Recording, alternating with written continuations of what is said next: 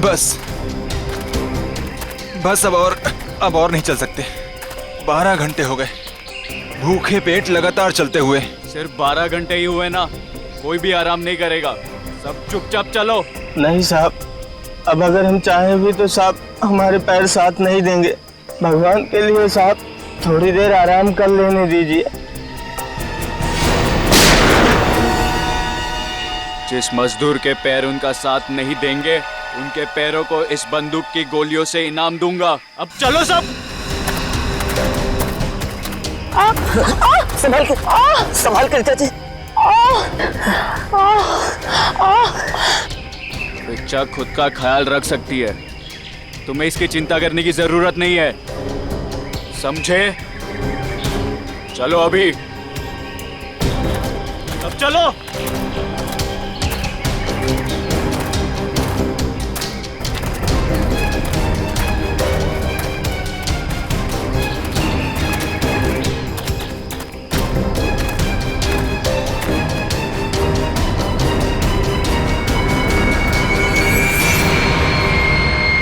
मिल गया।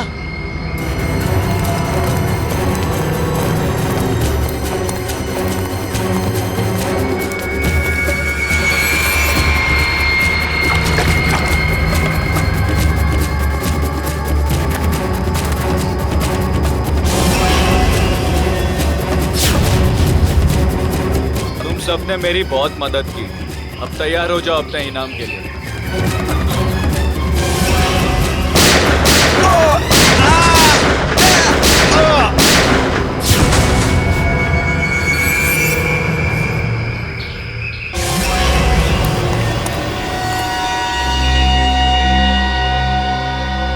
रणबीर, क्या किया तुमने ये? इन्हें इनकी वफादारी का इनाम दे दिया मैंने। ये कैसा इनाम है रणबीर? अब तुम दोनों को तुम्हारी बेवफाई की सजा दूंगा।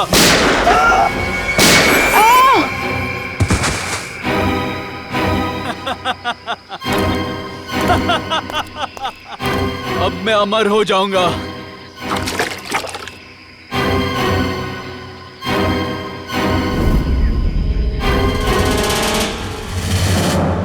धन्यवाद दोस्तों आप सबका, जो अपना कीमती वक्त निकाल कर यहाँ आए और दिल खोलकर सामान खरीद कर इस नीलामी को कामयाब बनाए। अब बारी है उस नीलामी के आखिरी पड़ाव की, आखिरी खरीद की, जिसका आप सबको बहुत बेसब्री से इंतजार था। दोस्तों, सैकड़ों साल पहले स्पेनिश और पुर्तगाली लोग भारत आए थे मसालों का व्यापार करने के लिए।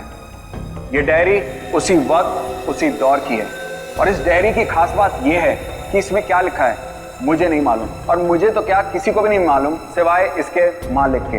ये डायरी स्पेनिश सेलर जॉनसन वैंगलर की थी, जिसे सैकड़ों साल पहले मिस्टर राघव ने नीलामी में खरीदा था, और आज उनके पोते मिस्टर सुनील इसको फिर नीलाम कर रहे हैं। मिस्टर सुनील, क्या आपको पता है इस डायरी में क्या लिखा है? जी नहीं। तो फिर ये ऐतिहासिक डायरी आप नीलाम क्यों करना चाहते हैं? इसे पढ़ क्यों नहीं लेते? मुझे कोई फर्क नहीं पड़ता कि डायरी में क्या लिखा है और क्या नहीं, मुझे बस पैसा चाहिए, सिर्फ और सिर्फ पैसा। तो नीलामी शुरू की जाए। नीलामी शुरू करते हैं 10 लाख रुपयों से। 20 लाख। 20 लाख। और कोई? 30 लाख। 30 लाख। वाह साहब, और आपसे ज्यादा कोई है? 30 लाख से ज्यादा? 40 लाख। 40 लाख। 50 लाख। अरे वाह, ये हुई असली कदरदानों वाली बात। कोई और है जो 50 लाख से ज्यादा की बोली लगाएगा? 50 लाख 1, 50 लाख 2, 1 करोड़। वाह साहब, इसे कहते हैं असली कदरदान, जो लाखों की चीज करोड़ों तक पहुंचा दे। 1 करोड़ 1, 1 करोड़ 2, अरे 1 करोड़ 3। 1 करोड़ का चेक मैंने पहले ही आपके ऑफिस में जमा कर दिया है। ये डायरी अगले 1 घंटे में मेरे घर पहुंच जानी चाहिए।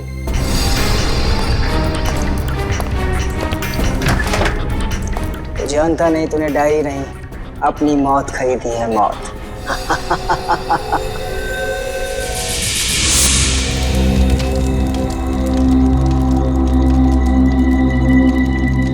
ओह नो, मेरा पानी खत्म हो गया। गाइस, तुम लोग पास पानी है क्या? अरे यार, मेरा पानी तो शाम को ही खत्म हो गया था। अरे तो बताना था ना, ढाबे पे भर लेते। ऐसे ही सो जाओ ना यार, कल सुबह तक की तो बात है। यार प्यासे रहता हूँ, मुझे डरावने सपने आते हैं। अनिकेत, ये डरावने सपने और प्यास का क्या कनेक्शन है भाई दवे? पता नहीं, पर मुझे पानी पीना है यार। तू सुधरेगा नहीं, सो जा। यार तुम लोग तीनों के तीनों कुंभकर्ण।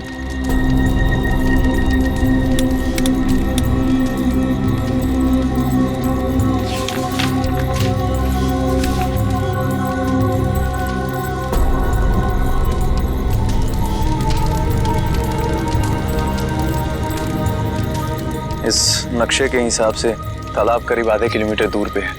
प्यास बुझानी है तो तालाब तक तो जाना ही पड़ेगा।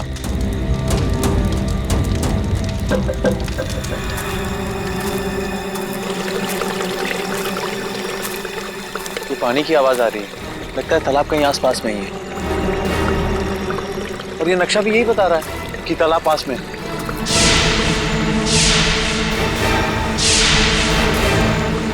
बचाओ बचाओ। ये चीख कैसी है? अरे ये अनिकेत कहाँ चला गया? कहीं ये उसी की चीख तो नहीं? अनिकेत अनिकेत अनिकेत अनिकेत अनिकेत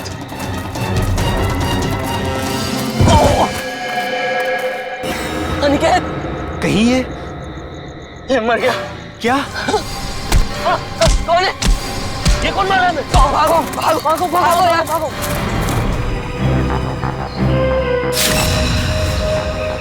सर तो किसी भारी चीज से वार किया गया है। कैसे हुआ ये सब?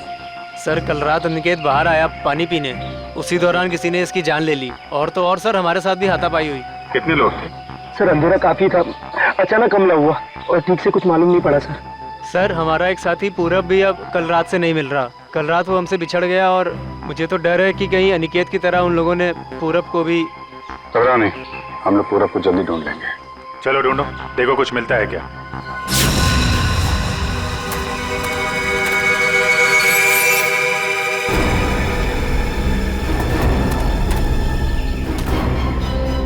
सर सर जल्दी आइए।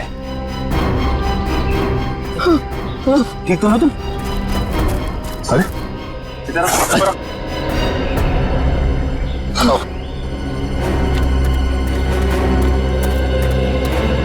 Sunil, yes sir. प्लीज इधर आइए।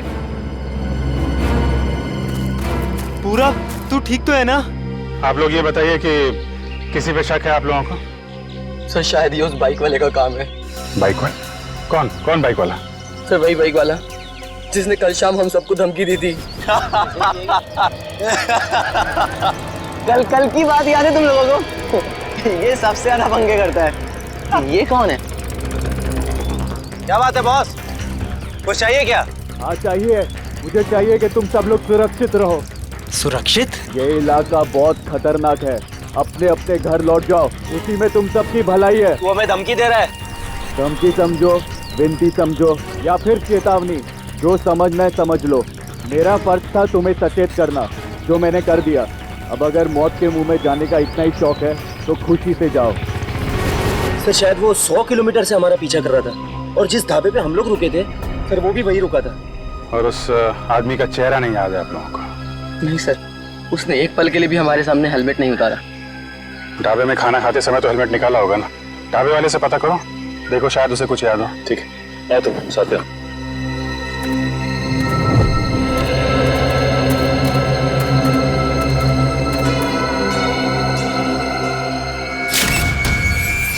खून? खून की बूंदें? मतलब कोई जख्मी आदमी भागा यहाँ से? सर लेकिन खून बहुत ज्यादा नहीं है, जो भी है उसे ज्यादा चोट नहीं आई होगी। सर ये देखिए घसीटने के निशान हैं। मतलब उन दोस्तों के अलावा कोई और आदमी भी था जिसको उन मुजरिमों ने मारा और फिर उसे घसीटते हुए यहाँ से ले गए। सर ये रास्ता तो सीधा मेन रोड की तरफ जाता है। इसका मतलब जो भी गुनहगार था उसे इस जंगल और रास्ते का पूरा ज्ञान था। हाँ, तभी तो रात के अंधेरे में भी यहाँ पहुँचने में कोई गलती नहीं की उन लोगों ने। ये पैर के निशान, ये तो किसी बड़ी गाड़ी के लगते हैं।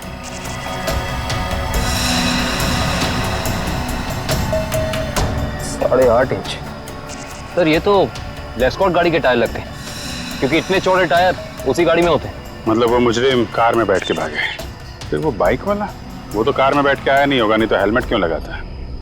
एक काम करो, आगे जो टोल नाका है वहां जाके पता करो ये लेस्कॉट गाड़ी वहां से गुजरी है क्या। जी सर। तब तक मैं यहाँ देखता हूँ कुछ और मिलता है क्या।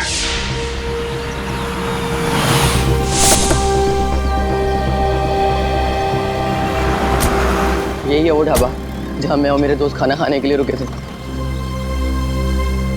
अरे आइए आइए सर जी, बैठिए। गर्मा गर्म दाल मखनी बनाई है, लगा दूं 5 प्लेट है मक्खन मार के। जी हम लोग खाने पीने नहीं आए, हम लोग सीआईडी से। सीआईडी से? क्या हुआ साहब? आपको याद है कल मैं और मेरे कुछ दोस्त आपके ढाबे पे खाना खाने के लिए रुके थे? हाँ हाँ, हल्का हल्का याद तो आ रहा है, पर आपको इतनी चोट कैसे लगी? कल रात इनके ऊपर हमला हो गया और उस हमले में इनके दोस्त अनिकेत की मौत हो गई। हे भगवान, ये हो क्या रहा है आजकल? समाज में दिन ब दिन जुर्म बढ़ता ही जा रहा है। हाँ वो तो है, लेकिन हमें शक है कि इस जुर्म में एक बाइक वाला शामिल है जो कल यहाँ पे आया था। बाइक वाला? जी हाँ, उसने एक ब्लैक बाइकर सूट और ब्लैक हेलमेट पहना था और मुझे अच्छे से याद है उसके पास नलोंजन मॉडल की बाइक भी थी। एक बाइक वाला आया तो था।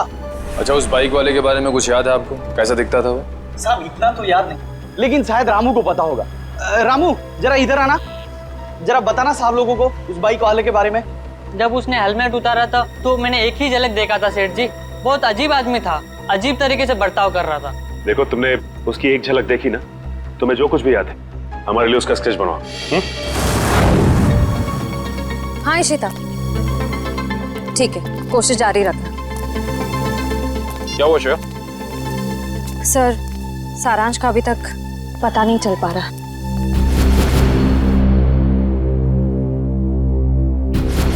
हमें सारांश जरूर मिल जाएगा।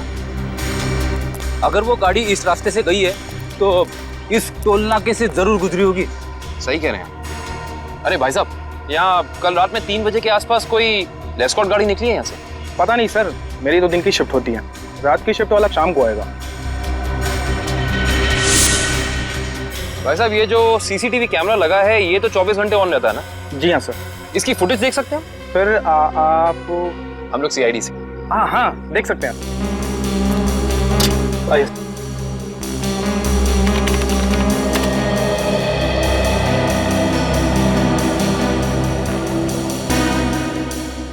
ये देखिए, लेस्कॉट गाड़ी रात के 2:55 को यहाँ से गुजरी है। लगती तो वही गाड़ी है, जरा रिवाइंड करिए। एक मिनट पॉज कीजिए। अरे ना तो ड्राइवर दिख रहा है और ना ही गाड़ी की नंबर प्लेट। थोड़ा जूम कीजिए। ये क्या लिखा है? Car on rent. Car on rent? Sir, ध्वनि नगर में कार ऑन रेंट नाम की कंपनी है। कहीं ये गाड़ी वहीं से किराए पे तो नहीं ली गई थी? सर, ये रहा स्केच। बन गया स्केच? यही वो आदमी? हाँ साहब, ऐसा ही कुछ दिखता था वो।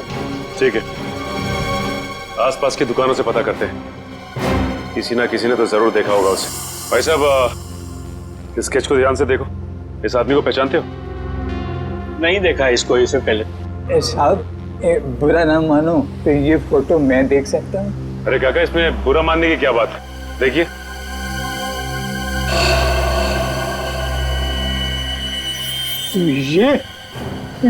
ये कैसे हो सकता है? नहीं, ये नहीं हो सकता, ये नहीं हो सकता, असंभव, असंभव। अरे काका, क्या नहीं हो सकता? क्या संभव है? ये नहीं हो सकता, रणवीर वापस नहीं आ सकता। काका, इस आदमी का नाम रणवीर है? हाँ हाँ, मैं उसे अच्छी तरह जानता हूँ, कभी नहीं भूल सकता उसे। काका, इस आदमी के बारे में आप जो कुछ भी जानते हैं प्लीज हमें बताइए। बहुत पुरानी बात है, तकरीबन 73 साल पहले मैं जब बच्चा था तो एक रात को मैंने उसे अपने पिताजी से बातें करते हुए सुना था। मदन, मेरी बात मानो। अगर तुमने मुझे उस तालाब को ढूंढने में मदद की तो तुम्हारी जिंदगी हमेशा हमेशा के लिए बदल जाएगी। मेरी जिंदगी जैसी भी है ठीक है, आप मुझे सबसे दूर ही रखें तो अच्छा होगा। देखो, इस इलाके से जितनी अच्छी तरह तुम परिचित हो वैसा इस गांव में कोई नहीं है। इनकार मत करो, तुम ही मुझे मेरी मंजिल तक पहुंचा सकते हो। ये सिर्फ मेरा सपना ही नहीं, मेरा जुनून भी है। बहुत ही गलत जुनून चुना है आपने रणवीर जी। अगर आप प्रकृति के नियमों के खिलाफ जाएंगे तो प्रकृति आपको कहीं का नहीं छोड़ेगी। वो जगह शापित है, शापित। ना जाने कितने लोगों की जान ले चुकी है। भूल जाए अपने इस सपने को। क्या तुम भूल सकते हो अपनी बीवी को, जो इस वक्त अस्पताल में जिंदगी और मौत के बीच में झूल रही है? नहीं ना, वैसे ही मैं अपने सपने को नहीं भूल सकता। जरा सोचो, अगर वाकई उस तालाब के पानी में मौत को हराने की ताकत है तो तुम्हारी पत्नी को एक नई जिंदगी मिल सकती है। सोच क्या रहे हो मदन? हम एक दूसरे की मदद से अपने आने वाली जिंदगी को सुधार सकते हैं। तो बोलो, मंजूर है?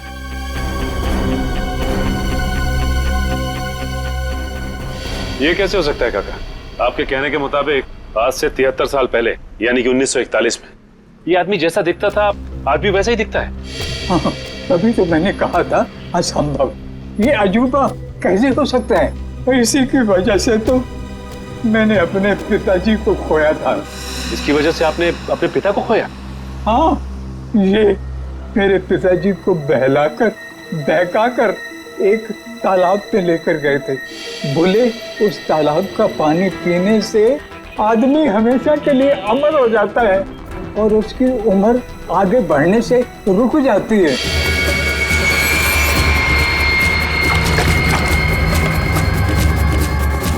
ये कैसा तालाब है काका? मेरे पिताजी तो वापस नहीं आए, शायद उससे वो चमत्कारी तालाब मिल गया होगा और उसी की वजह से आज तक 73 साल पहले जैसा अभी तक वैसे का वैसा ही दिखाई दे रहा है। काका ये कैसी बातें कर रहे हैं आप? ये सारी बातें किस्से कहानियों में होती हैं, असल जिंदगी में इनका कोई लेना देना नहीं, समझे? बिना आग के कभी धुआं नहीं उठता बेटा। तुम भले ही ना मानो, लेकिन उस तालाब के पानी में कोई शक्ति है जो मौत को भी पराजित कर सकती है। सर पूरा जंगल छान मारा लेकिन कोई सुराग नहीं मिला। एक मिनट वो देखो, ऐसा लगता है यहाँ हाल फिलहाल में ही खुदाई हुई है। तो देखो। Yes sir.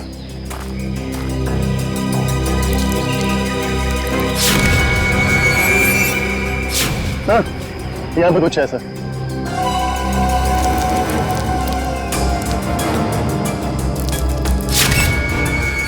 माय गॉड, ये तो सालों पुराना कंकाल लगता है।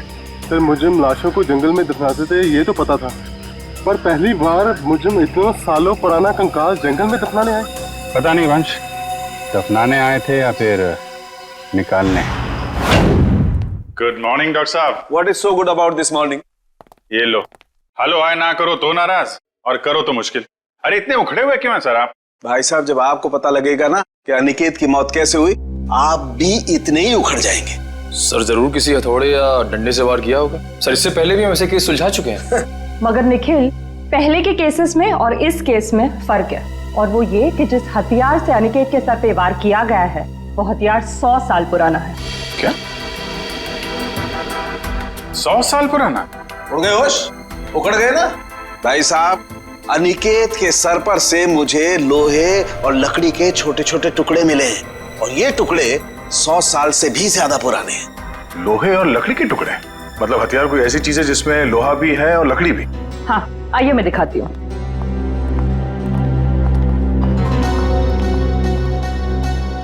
ये देखिए, कुछ इस तरह। मगर सर इतना पुराना हथियार खूनी के हाथ लगा कहाँ से? शायद दादा परदादा के जमाने से घर पे रखा होगा, अब निकाला है काम के लिए। और अगर मैं कहूं कि ये कंकाल जो आप लोग लेके आए हैं, ये कंकाल भी 100 साल से ज्यादा पुराना है, तो मतलब कितना पुराना है ये कंकाल? जिस तरह वो हथियार 100 साल पुराना है, ठीक उसी तरह ये कंकाल भी 100 साल पुराना है। मतलब ये मरने वाला भी अंग्रेजों के जमाने का है? अंग्रेजों के जमाने का नहीं है, अंग्रेज ही है। जी हाँ, इसकी हड्डियां हमें ये बताती है कि ये शख्स कोई यूरोपियन है, एशियन नहीं है। 100 साल पुराना हथियार और 100 साल पुराना मुर्दा, वो भी विदेशी। आज के जमाने में किसी को इसमें क्या दिलचस्पी हो सकती है? इस फोटो को ध्यान से देखिए। ये सफेद रंग की लेस्कॉट गाड़ी आप ही के यहाँ से किराए पे ली गई थी? माफ कीजिए सर, इस फोटो में कार की नंबर प्लेट नहीं दिख रही है, इसलिए बता पाना मुश्किल है कि कार किसने किराए पर ली थी। अरे भाई कमाल करते हैं आप, है तो आप ही की कंपनी की गाड़ी ना, नंबर प्लेट ना सही कुछ और देख के पहचान लीजिए। सर 100 से ज्यादा गाड़ियां हैं हमारी कंपनी में और इसी मॉडल इसी रंग की करीब 20 गाड़ियां हैं। सर इस तरह बता पाना मुमकिन नहीं है। तो आप एक काम कीजिए, आप हमें ये बताइए कि ऐसी सफेद रंग की लेस्कॉट गाड़ी कितने लोगों ने पिछले एक हफ्ते में किराए पे ली है यहाँ से? 1 मिनट सर।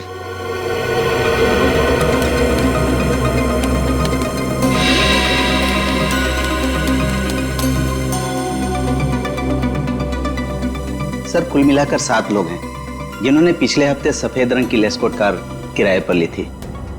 गुड। अब हमें इन 7 की पूरी जानकारी चाहिए। ठीक है सर। देखते हैं क्या पता चलता है। 5 लोगों से पूछताछ कर चुके, बच्चे 2। इन्हीं में से कोई एक है जो इस केस की अगली कड़ी साबित होगा। हाँ, लेकिन फ्रेडी जी, ये पता करने के लिए भी रिसेप्शन पे कोई होना चाहिए। यहाँ तो कोई है ही नहीं। हाँ, यहाँ तो कोई दिख ही नहीं रहा है। जी नमस्ते, कहिए। हम लोग CID से। एक्चुअली अमर नाम के एक इंसान की तलाश में हैं हम। बात यह है कि उसने सफ़ेद रंग की एक लेस्कॉट गाड़ी को हायर किया और अपने एड्रेस की जगह उसने आपके इस होटल का एड्रेस दिया, इसीलिए हम। Just a minute. मिस्टर अमर, वो तो कल ही चेकआउट कर गए।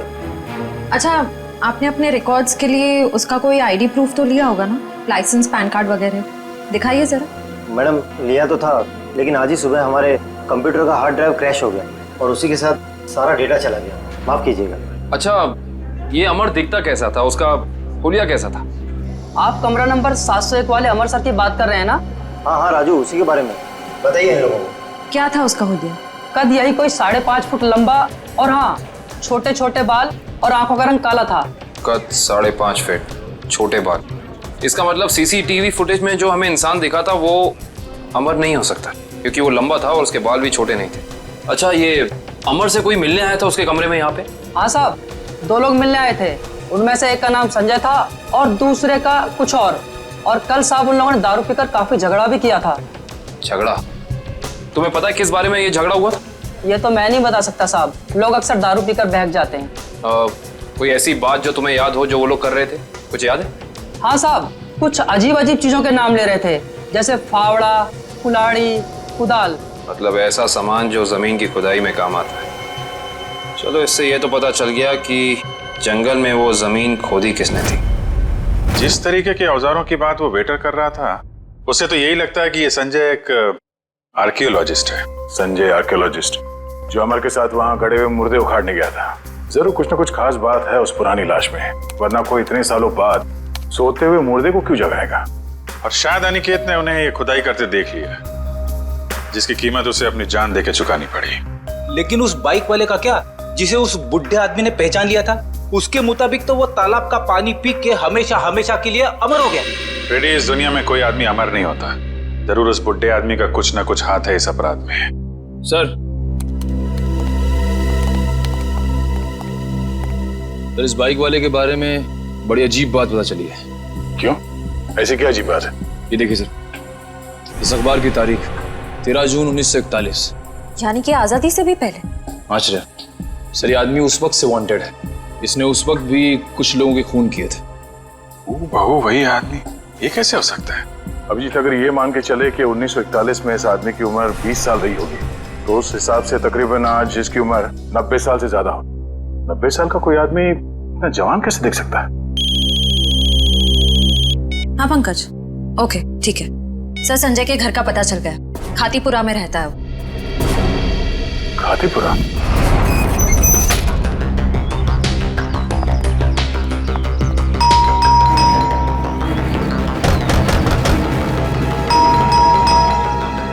लगता है संजय को हमारे यहाँ आने की खबर लग गई होगी, इसीलिए भाग गया होगा। भाग कर जाएगा कहाँ?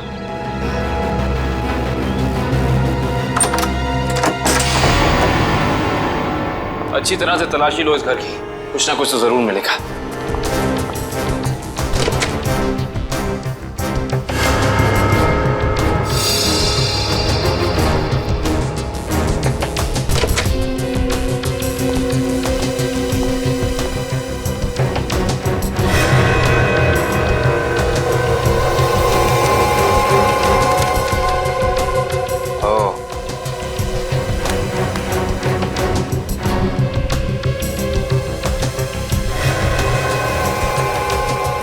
सर, आश्रया, सर ये देखिए संजय का पासपोर्ट, इस पे काफी सारे देशों के वीजाज लगे हैं। तो लगता है इस भाई साहब को सैर सपाटे का बहुत शौक था। ये देखो श्रेया, इसकी चेकबुक की डिटेल से साफ साफ पता चल रहा है कि इस इंसान ने करोड़ों रुपए खर्च किए हैं म्यूजियम्स और नीलामियों से सामान खरीदने में। देखो, इसका मतलब संजय बहुत अमीर है और आर्ट में काफी दिलचस्पी रखता है। अब इसे ये दिलचस्पी आर्ट में है या किसी खास चीज में, ये तो वक्त ही बताएगा। लेकिन एक बात तो तय है, ये संजय किसी की तलाश में है, कोई ऐसी चीज जो इसे दुनिया के कोने कोने में ले जा रही है, हर म्यूजियम, हर बड़ी नीलामी तक। सर, हाँ, अलमारी में से ये डायरी मिली है, छुपा के रखी हुई थी। दिखने में तो ये कोई ऐतिहासिक डायरी लगती है। कुछ तो खास बात है इस डायरी में, काफी नायाब और अलग किस्म की डायरी है ये। सर, शायद संजय ने इस डायरी को किसी नीलामी में खरीदा होगा। अभी पता चल जाएगा। जरा हाथ लगाइए। ओह, तो ये उसी स्पेनिश शिप के कैप्टन की डायरी है जो अपने हर यात्रा के बारे में अपनी डायरी में लिखा करता था। ये वही डायरी है। इसका मतलब इस डायरी में उस रहस्यमय तालाब के बारे में भी जरूर लिखा होगा। सर, इसका मतलब संजय भी उस रहस्यमय तालाब को ढूंढ रहा था, इसलिए उसने ये सारा सामान खरीदा। हो सकता है श्रेया, लेकिन अगर ये वही डायरी है तो उस रहस्यमय तालाब का नक्शा, कोई मैप, कोई जरिया जरूर होना चाहिए इसमें।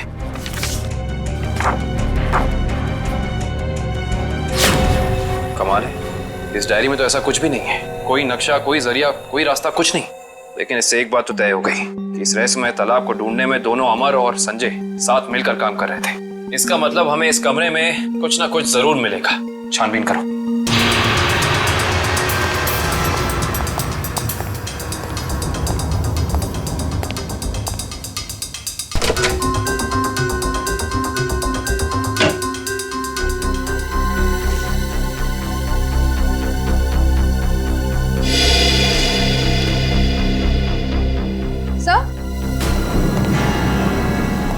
ये देखिए, क्या बता?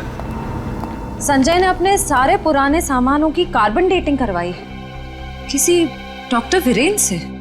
Carbon dating? इसका मतलब तो साफ है कि संजय अपने हर सामान के बारे में पता करना चाहता था कि वो असल में कितना पुराना है। ओ, तो ये है डॉक्टर वीरेन, और इस फोटो से तो साफ साफ पता चलता है कि ये कॉलेज में संजय का प्रोफेसर था। ओह, तो फिर इस वीरेन का भी हाथ हो सकता है अमर के साथ साथ संजय की मदद करने में। डॉक्टर वीरेन। इस वक्त कौन आ गया?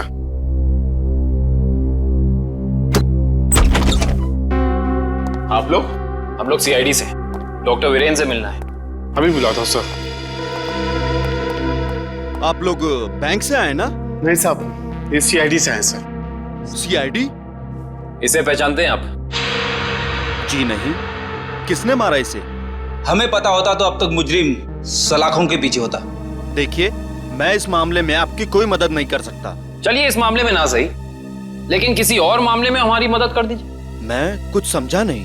मैं समझाता हूँ। आप हमें उस रहस्यमय तालाब के बारे में बताइए, जिसका पानी पीकर इंसान कभी मरता नहीं है, जवान रहता है, अमर हो जाता है।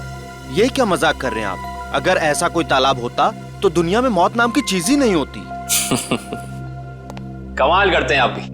हमें तो लगा कि आपके स्टूडेंट संजय ने आपको सब कुछ बताया होगा, लेकिन उसने आपको तालाब के बारे में कुछ नहीं बताया लगता है। संजय? तो आप संजय को जानते हैं?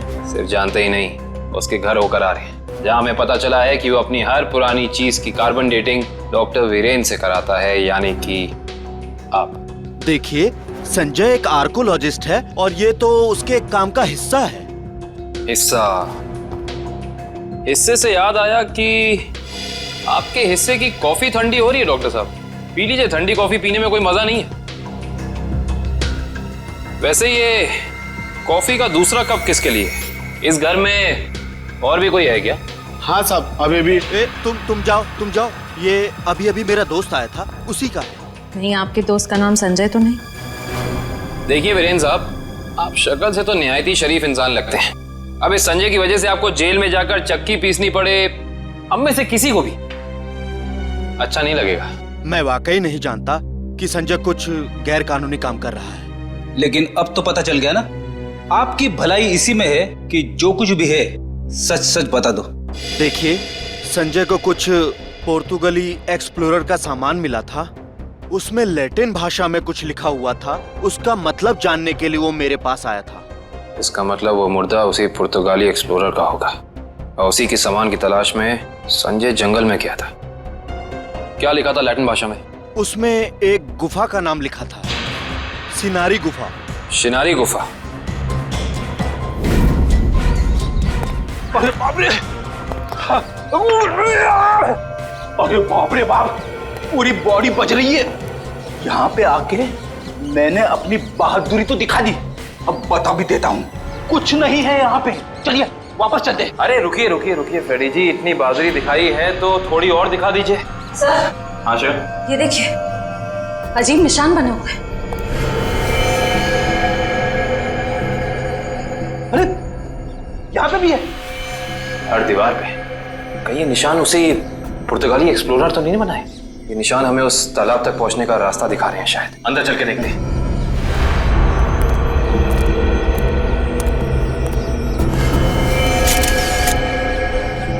दो लाशें।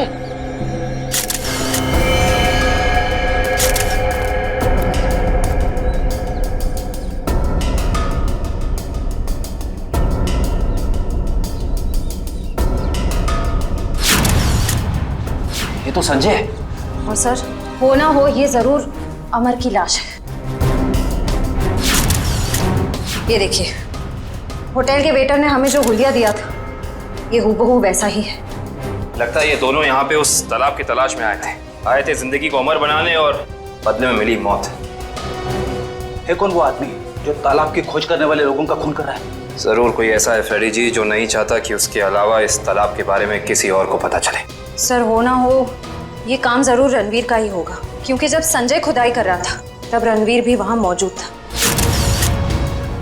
सर, हाँ, यहाँ पे जूतों के निशान है। ये देखिए, अलग अलग जूतों के निशान दिख रहे हैं। कम से कम 5 लोगों के होंगे। सही कह रहे हैं आप। 2 तो अमर और संजय के होंगे, 1 रणवीर का, बाकी 2 निशान। इसका मतलब साफ है, इस गुनाह में 2 और लोग शामिल हैं, लेकिन कौन? सिंबल्स को देख के लगता है कि ये हमें उस चमत्कारी तालाब का रास्ता बता रहे हैं। जाने कितने साल पहले बनाए गए होंगे ये निशान, तालाब की तलाश में। और इन निशानों के अंदर ही वो चाबी छुपी है जिससे हम इस केस का ताला खोल सकते हैं। अरे सर, ये तो एक टापू बन गया। और इसके बीचों बीच में है ये तालाब। मगर सर, ये टापू है कहाँ पे और हम यहाँ तक पहुंचेंगे कैसे? इसका पता चल जाएगा निखिल, अगर हम इन निशानों की भाषा समझ पाए, उनको अक्षरों में बदलेंगे तो पता चलेगा। सर, इस तरह के निशान मैंने पजल्स की किताबों में देखे हैं। अब पजल के साथ हायरोग्लाइफिक अल्फाबेट बुक भी आती है ना? हाँ सर। वंश, जल्दी से जाकर किताब लेके आओ। Okay sir.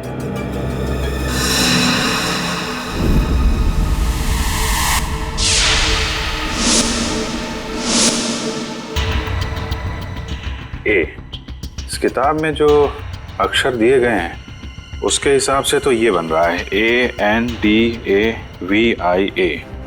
अंदाविया। अंदाविया? चलो जरा इंटरनेट पे चेक करो, अंदाविया टापू जैसी कोई जगह है क्या? सर, ये देखिए, ये अंदाविया नाम का टापू भारत के दक्षिणी दिशा में, यानी कि इंडियन ओशन में। मगर सर, यहाँ लिखा है कि ये टापू बिल्कुल खाली है, यहाँ कोई नहीं रहता। और इस टापू का मौसम और वातावरण रहने के अनुकूल नहीं है। अब समझ में आया कि किसी को ये चमत्कारी तालाब मिला कैसे नहीं। तो इस केस का अंत इस अंदाविया टापू में ही होगा।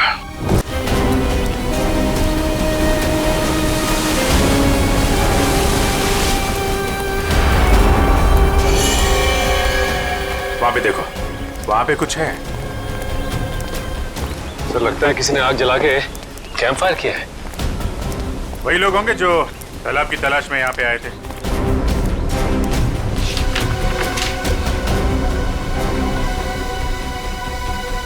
इस मैप के हिसाब से तो उत्तर दिशा में करीब 7 किलोमीटर अंदर है वो तालाब। एक काम करते हैं, यहाँ से सब लोग अलग अलग हो जाते हैं। किसी को कुछ भी मिलता है फौरन एक दूसरे को इन्फॉर्म करेंगे। ओके? Yes sir. सचिन,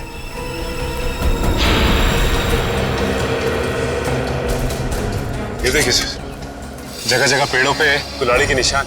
जो लोग तालाब की तलाश में इधर गए होंगे ना, उन लोगों ने लगाया होगा रास्ता पहचानने के लिए। ओह माय गॉड, कंकाल।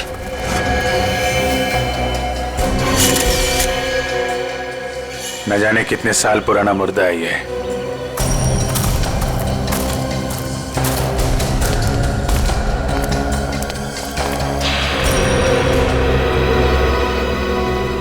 धुआं अभी भी निकल रहा है। आग जले शायद ज्यादा देर नहीं हुई अभी। एक और कंकाल सर।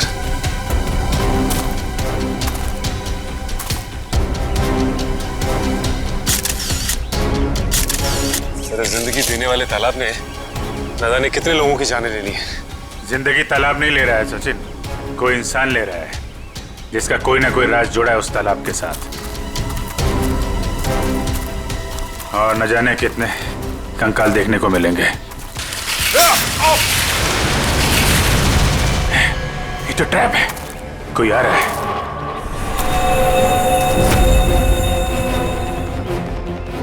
ये तो रणवीर है। रणवीर,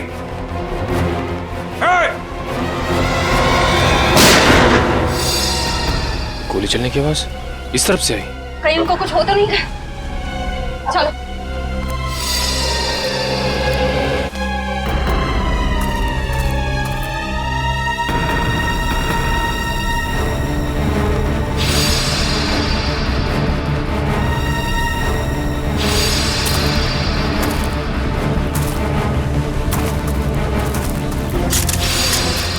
घबराइए मत, मैं आप पे गोली नहीं, मैंने इस पे चलाई थी जो आपको मारना चाहता था। तुम रणवीर हो ना? रणवीर तो मेरे दादाजी का नाम था। मैं आकाश हूँ। आकाश, तुम्हारी शक्ल बिल्कुल तुम्हारे दादाजी से मिलती है। हाँ, ये बात पहले कई लोग बोल चुके हैं मुझे। मगर तुम अपने दादाजी की तरीके से चमत्कारी तालाब के चक्कर में कैसे पड़ गए? 2 महीने पहले मैं ये देश में भी नहीं था, यूएस में लॉ की पढ़ाई कर रहा था कि अचानक मेरी मुलाकात संजय से हुई। वो इस तालाब और मेरे परिवार के संबंधित कुछ जानकारी चाहता था। अच्छा, तो तुमने संजय को अपने दादाजी के बारे में बताया? हाँ, मगर मुझे कोई अंदाजा नहीं था कि ये तालाब कहाँ है। और संजय से बात करके मेरी उत्सुकता भी बढ़ गई। और इसलिए तुम इंडिया चले आए ताकि संजय पे नजर रख सको और उस तालाब तक पहुंच सको जिसके चक्कर में तुम्हारे दादाजी यहाँ आए थे। हाँ, और इस राज तक भी पहुंच सकूं कि मेरे दादाजी उस तालाब के तलाश से वापस लौटे क्यों नहीं। अच्छा, क्या संजय को वाकई लगता था कि उस तालाब में कोई चमत्कारी शक्ति? नहीं, वो चमत्कारी शक्ति के पीछे नहीं था सर, वो खजाने के पीछे था जो अंग्रेजों के जमाने से वहाँ पे दबा पड़ा है। किस खजाने की बात कर रहे तुम? सालों पहले स्पेन देश से एक ट्रेजर शिप आई थी इस टापू पर तालाब की तलाश में। अच्छा, उस शिप के कप्तान की डायरी संजय के घर से मिली थी ना? हाँ, उसी डायरी से उसे खजाने के बारे में पता चला और कुछ महीनों बाद वो शिप समुंदर में डूब गई। मगर शिप में जो खजाना था वो गोताखोरों को नीचे नहीं मिला। मतलब उस शिप के किसी आदमी ने शिप डूबने से पहले उस खजाने को यहीं इस टापू में कहीं छुपा दिया है। हाँ, और संजय को उस खजाने की तलाश थी, ना कि किसी चमत्कारी पानी की। सर, आप लोग ठीक तो है ना? हाँ, हम लोग ठीक हैं। गोली की आवाज सुन के लगा कि कुछ खतरा है यहाँ पे। खतरा अभी टला नहीं है निखिल। कुछ लोग हैं यहाँ जो खजाने की तलाश में मरने मारने पे उतारू हो गए हैं। सर, तालाब तो मिल गया लेकिन ये तो सूखा हुआ है। लोगों को अमर बनाने वाला तालाब आज वही सूख गया है।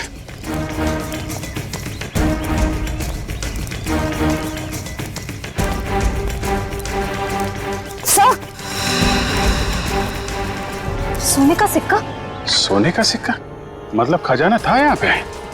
सर, इसका मतलब वो आदमी खजाना लेके ये लोग इस तरफ से निकल गए बाहर। सर, ये रास्ता तो टापू के दूसरे हिस्से जाता है। मैं भी वहीं से आया था और उन लोगों की नाव भी वहीं पे थी। टापू की दूसरी तरफ? हाँ, रोकना होगा उन्हें। जल्दी आओ तुम लोग, आ जाओ आ जाओ।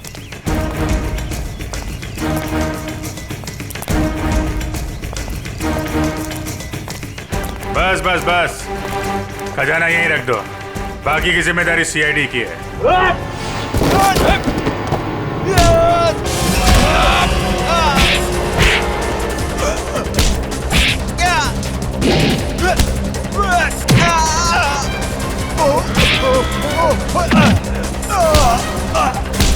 Oh!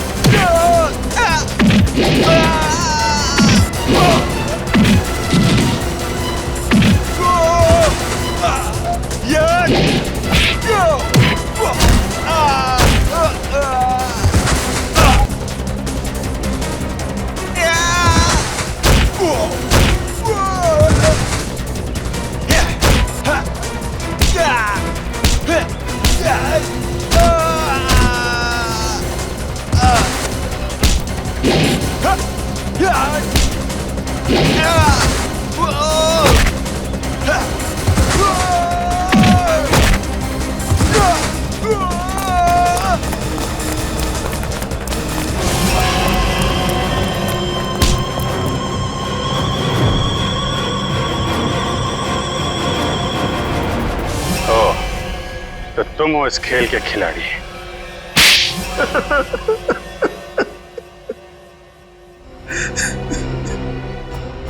हाँ, मैंने ही मारा है अमर को, संजय को और अनिकेत को भी। मगर तुम्हें संजय और अमर के प्लान के बारे में पता कैसे चला? उस दिन जब होटल के बाहर में वो लोग बात कर रहे थे, मैंने उन दोनों की सारी बातें सुन ली थी।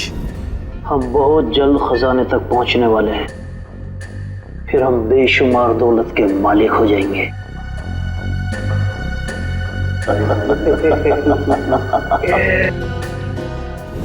ओह, तो उन दोनों का पीछा करते करते तुम वहां जंगल तक पहुंच गए।